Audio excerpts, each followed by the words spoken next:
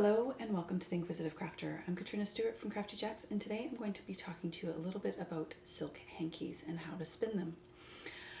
So the first tip that I'm going to give you when it comes to silk hankies is moisturize, moisturize, and moisturize a little bit more. Probably for about a week beforehand, maybe even 2 weeks. Put cream on your hands every single time you wash them and try and get your hands as smooth as possible. With silk hankies, the way that the fiber is, it catches on every tiny little rough spot on your hands. So my hands aren't super moisturized, and so you might see the fiber sort of stick to my fingers a little bit, pull away from the fibers a little bit, and that's why. And so that's why I say moisturize your hands as much as possible before you attempt to spin silk hankies.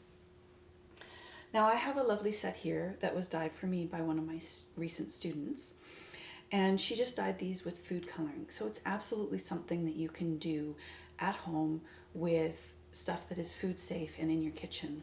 With a lot of dyeing, especially with acid dyes, you don't want to be using your kitchen space for dyeing. And so something that's food safe is fantastic. And it does produce really lovely bright colors. The only thing with food dyes is that they can always be a little bit not as color fast. So the first thing that you do when you've got your packet of silk hankies is you want to peel off one tiny layer of it. And so you pull that layer off, and you can see there's quite a few silk hankies in that when you look at how thin this is. And what you're going to do, sort of stretch it out, and then stick your thumbs in the middle of that hanky and start to pull.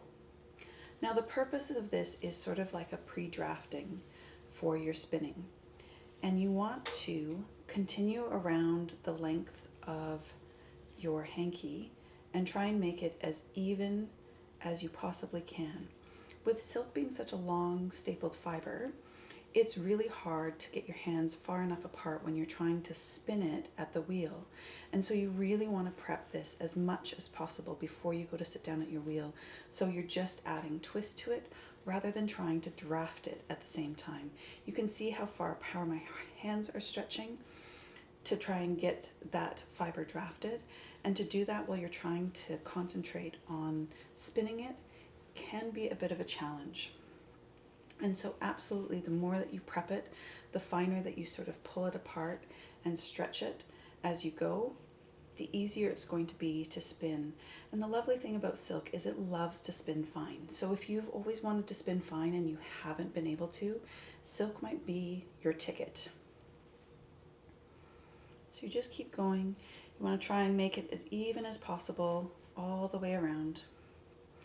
And then when you're satisfied with what you have, choose a spot and just keep pulling until it breaks apart.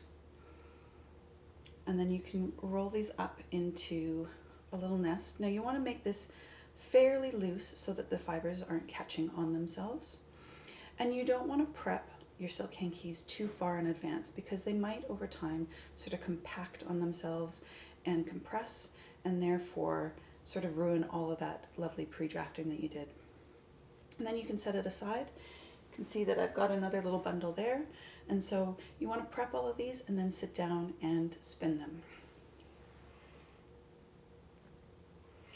So that is a little bit about spinning silk hankies. I hope you have enjoyed this video. If you have a question you would like us to answer in a future video, please send your questions to ask@craftyjacks.ca, and I will do my very best to do that for you.